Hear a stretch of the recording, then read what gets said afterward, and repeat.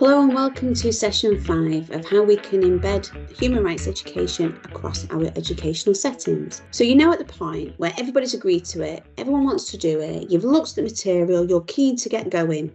Stop, pause, think about the training that is going to be needed to make sure this is a success.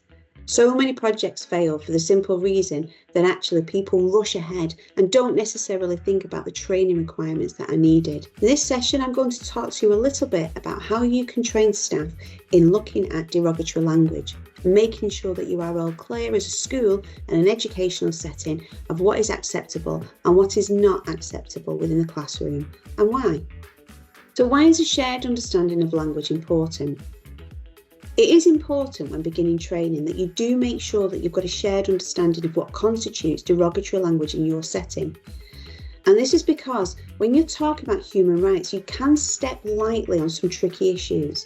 There may be some language that pupils and staff use that are influenced by their peers, family, or in neighbourhood. We call that immediate influences. It might be through institutions. It might be through random personal experiences, those serendipitous experiences that have a lasting impact on people, but also as well might mean that some young people come to the classroom with some views that you as a teacher may find different to yours. It may be that they're influenced by what they see on media, whether online, mainstream or echo chambers. And what we've done to accompany this training session, there is a very clear fact sheet on the use of language and clarity of language that can be used within your school. Because it does matter. It really does matter the language that we use in our schools. We must always be alert to the impact that language can have positively and negatively. I always think that when we use language that is negative and derogatory, it does prevent our school from being a safe space. And if you think that people do not feel physically safe, then they're not going to feel psychologically safe. And as a school leader, that was always very important to me, to make sure that we had a safe, calm environment where we could discuss tricky issues, but also as well, made sure that people didn't feel vulnerable or isolated through the conversation. And we need to understand that language and the clarity of language is important because words are loaded with history, both personal and public, context and culture. And so we need to be conscious of language. We can't just assume a comment is trivial because language does matter. And there is a cost to our community if we do not address language as it happens. As Madeleine Albright, who is the Secretary of State for the USA, says, what happens anywhere matters everywhere. The accompanying material talks through with you about how you can determine what type of language is acceptable in your school.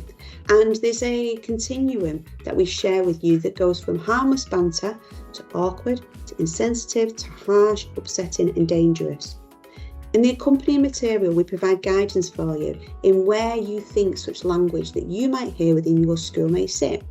And we encourage you to undertake focus groups first of all to get a picture of where children might hear it, what sort of language might be being used, but also as well where staff might hear it or where they perceive it to be used.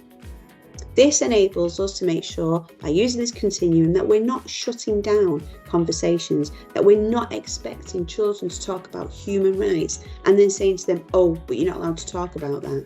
And what we also do within the guidance, within the accompanying paper, is we give you a very clear picture about how you can develop that training.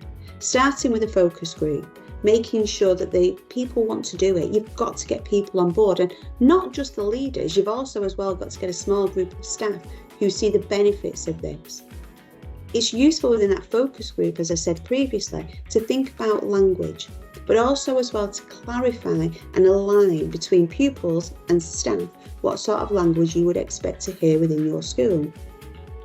It's important then to get a small group of staff who you train up first of all, and we give clear guidance in the material about the best way to be able to do this.